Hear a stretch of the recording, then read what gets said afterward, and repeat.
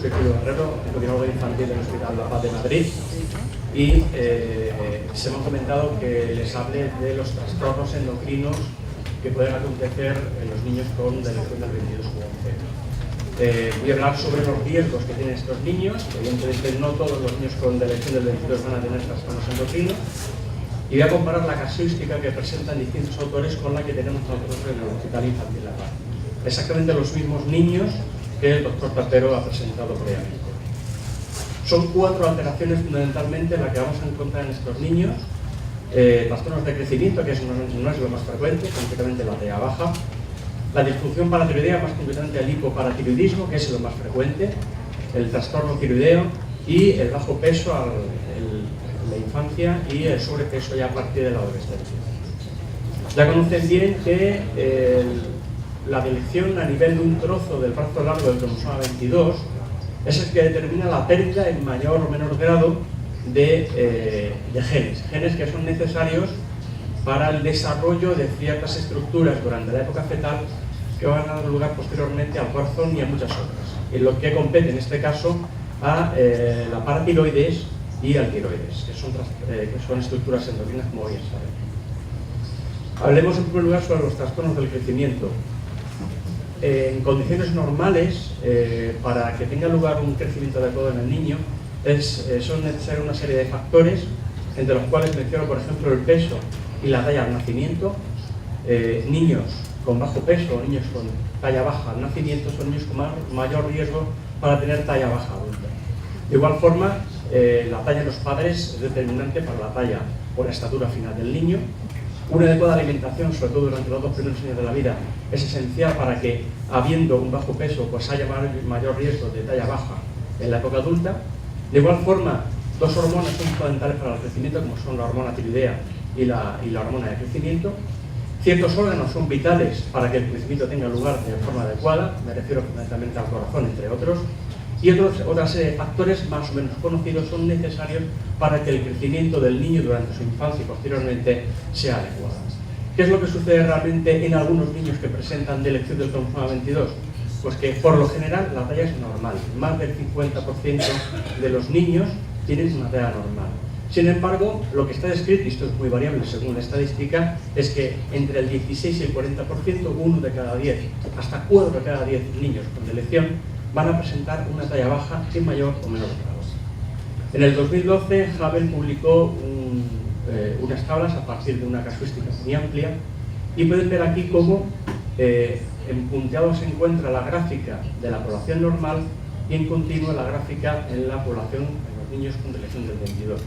Y vean cómo, si bien en la población general la estatura se encuentra media en torno a 175, la talla media de los niños con delección del 22, no en todos, viene a ser más o menos como de 170, es decir, suelen perderse más o menos como unos 4 centímetros de media. En las niñas la media poblacional se encuentra en torno a 164, 165, en las niñas con delección del 22, según lo descrito por Havel, viene a ser de aproximadamente unos 158, 159, se pierden como 5 o 6 centímetros. Evidentemente, insisto que esto depende del grado de elección y por tanto habrán casos de talla muy baja, mayor que en la población general, y casos de talla prácticamente normal. ¿Por qué puede haber talla baja? Lo acabo de comentar al principio. Existen factores fundamentales, factores sobreañadidos que pueden de alguna manera justificar una falla en el crecimiento durante la primera época de la vida, primeros 2-3 años, dado que niños con cardiopatía, niños con cirugías, niños con problemas de alimentación suelen tener bajo peso y consecuentemente mayor riesgo de fallos en el crecimiento. Hay que decir que estos factores sobreañadidos van a mejorar, o mejor dicho, estos factores sobreañadidos solucionados tempranamente pueden dar lugar a un catch-up, a una mejora de la estatura hasta incluso una estatura normal. Existen más factores que pueden influir en la talla baja de estos niños, ya no solamente los sobreañadidos, sino propiamente la delección a nivel del cromosoma 22 implica mayor riesgo para la talla baja. Es lo que se denomina talla baja intrínseca. Esta talla baja intrínseca puede estar presente ya en el momento del nacimiento, es lo que se denomina retraso de crecimiento intrauterino, niños que nacen ya con bajo peso y baja talla. o bien niños que nacen normales, de peso y talla, pero que posteriormente tienen factores añadidos, o bien, como estoy diciendo en este caso, por la propia elección, dar lugar a una talla baja ya de la época adulta. Y por último, ni que decir tiene que estos niños tienen un poco más de riesgo de tener ciertos déficits hormonales y por consiguiente tener una talla baja dependiente exclusivamente de un defecto, por ejemplo, de hormona tiroideana, cosa por otro lado poco frecuente como veremos a continuación. En segundo lugar tenemos la disfunción paratiroidea, más concretamente el hipoparatiroidismo o la hipocalcemia. Es el trastorno más frecuente, según la mayor parte de las estadísticas, y el trastorno que más problemas da desde el punto de vista endocrino. También depende muy exclusivamente de genes existentes en la zona seleccionada del cromosoma 22, los que determinan que la paratiroidea se forme de forma inadecuada y por tanto tengamos un problema de hipoparatiroidismo.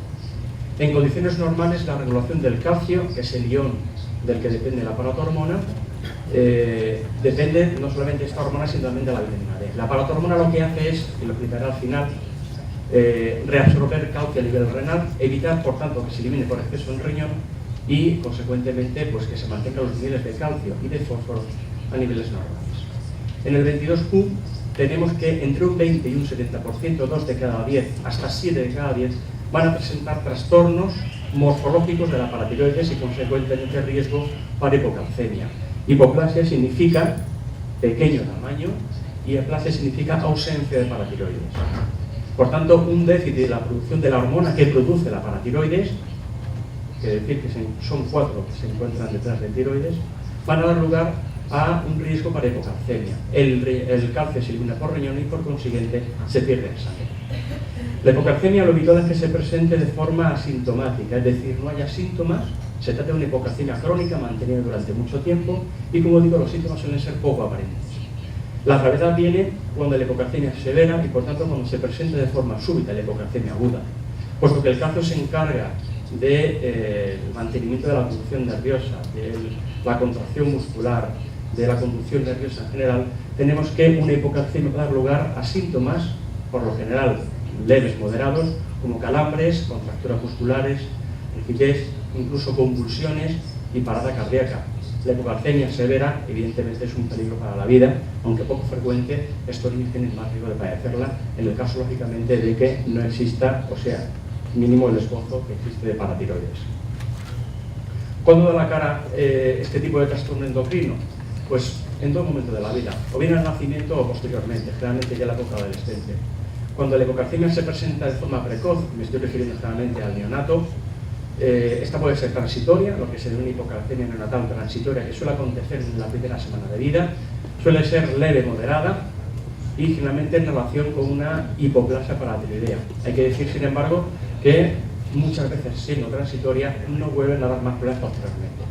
Cuando el problema es una aplasia o un esbozo paratiroideo muy pequeño, evidentemente el riesgo de hipocalcemia severa y de que ésta sea permanente a lo largo de toda la vida y requiera tratamiento desde el principio, pues es mucho mayor. Puede presentarse tardíamente, es decir, habiendo o no antecedente de hipocalcemia transitoria en el recién nacido. Hay que decir que esta hipocalcemia suele responder a paratiroides de tamaño normal o pequeñas y por lo general suelen ser hipocalcemias que no dan síntomas o dan muy pocos síntomas. Hay que decir, esto es importante, que procesos febriles o cirugías pueden desencadenar, por aumento de los requerimientos, hipocalcemias agudas y por tanto la aparición de síntomas. Esto lo comentaremos en relación con algunas de las preguntas que se suscitaron esta mañana en la parte de preguntas. Estos niños se tratan con calcio, evidentemente habiendo pérdida de calcio por sangre, se requieren de comprimos de calcio y la vitamina D es la única hormona que puede de alguna manera simular la acción de la paratormona. Tiene problemas que será lo que comentaremos posteriormente. En tercer lugar, voy a hablar de uno de los trastornos menos frecuentes que se suelen ver, como es la disfunción tiroidea, tanto en sentido de hipotiroidismo, baja función del tiroides, como en el sentido de hipertiroidismo, que es mucho menos frecuente. También el tiroides depende de diversos genes, entre los cuales algunos se encuentran dentro de la región del 22Q. En condiciones normales, el tiroides que se encuentra en el cuello justo delante de las 4 paratiroides, se encarga del ralentí del motor, de las funciones metabólicas, de la frecuencia cardíaca, de la temperatura corporal, de la conducción nerviosa, etc. En los niños con deleción del 22, por lo general, en la inmensa parte de ellos, la función tiene que ser normal, tanto desde el punto de vista funcional como desde el punto de vista morfológico. Más del 90%, más del 95%. Existe una gran discrepancia entre las distintas cifras que se dan respecto al padecimiento de este trastorno endocrino, más o menos entre un 0,7 y un 7%, 3,3 de media, es decir, 3 de cada 100 niños con deleción del 22 pueden tener trastornos tiroideos, tanto en el sentido de hipotiroidismo como hipertiroidismo. El hipotiroidismo congénito, hablando de lo que es hipotiroidismo, que es lo más frecuente, es poco habitual, supone una deficiencia en la función de esta glándula, que puede responder por lo general a una hipoplasia, un tiroides pequeño o un tiroides que incluso no exista, aunque esto anterior es poco frecuente. Cuando existe aplasia, cuando el tiroides es muy pequeño o prácticamente no existe, el hipotiroidismo es severo. Esto no da síntomas agudos, no da síntomas bruscos desde el principio, pero sí es verdad que tiene un efecto sobre el desarrollo neurológico fundamental y devastador. De modo que debe iniciarse tratamiento precozmente, y de ahí que en los países occidentales y desarrollados dispongamos de una prueba fundamental en todos los niños, que es la prueba del talón, y que nos permite precisamente detectar casos raros de hipotiroidismo congénito en todos los niños, incluidos evidentemente los que padezcan de deleción del 22. El tratamiento, como bien saben, es muy sencillo, es una pastilla diaria, y ya digo que de padecerse el hipotiroidismo congénito severo requiere tratamiento desde el momento en que se diagnostica, preferentemente antes del mes de vida. Lo habitual, aunque también siendo poco frecuente, es que este hipotiroidismo congénito no responda a ninguna alteración morfológica, es decir, el tiroides no es pequeño, es normal, pero sin embargo funciona en menor grado. De tal modo que muchos hipotiroidismos congénitos en estos niños, siendo leves, pueden pasar desapercibidos y no presentar síntomas de ningún tipo. Porque lo habitual es que estos niños no presenten un hipotiroidismo en el que nacen, sino que sea un hipotiroidismo ya adquirido posteriormente. Bien saben que estos niños tienen trastornos inmunológicos, más riesgo de padecer infecciones y también más riesgo de padecer trastornos autoinmunitarios. Ya sea enfermedad celíaca, pues uno de estos trastornos autoinmunitarios es el hipotiroidismo. En este caso se generan anticuerpos dirigidos contra el tiroides que determinan en cualquier momento de la vida, ya sea pronto o ya sea nunca, una disfunción tiroidea y por consiguiente un hipotiroidismo que se puede diagnosticar, como digo, de forma más tardía. Tenemos en último lugar, en cuarto lugar, bajo peso y sobrepeso. Estos dos trastornos nutricionales afectan a estos niños con frecuencia. El bajo peso suele ser consecuencia de dificultades para ganarlo, en el contexto generalmente de trastornos a nivel velopalatino de la evolución, y por tanto es un trastorno que suele observarse en los primeros años de la vida, primeros 2 años, primer año de la vida. Sin embargo, posteriormente, las estadísticas dicen que son niños con más riesgo de tener sobrepeso e incluso obesidad, en el contexto de problemas de movilidad, apetito aumentado y el empleo de ciertos fármacos que pueden incrementar el peso. También existen tablas para peso del mismo autor, en la que pueden ver también cómo el peso se encuentra disminuido en estos niños durante la primera infancia y sin embargo existe más riesgo de sobrepeso y obesidad posteriormente. Termino comentando los 49 pacientes que comenzó el doctor Tapero, que tenemos en el Hospital La Paz, con edades comprendidas entre 1 y 44 años y con una predilección ligeramente para varones, pero muy similar en ambos casos. Los trastornos endocrinos que hemos encontrado nosotros coinciden más o menos con las estadísticas. Un 35% de nuestros pacientes, 3, 4 de cada 10, van a tener un hipoparatendismo en mayor o menor grado,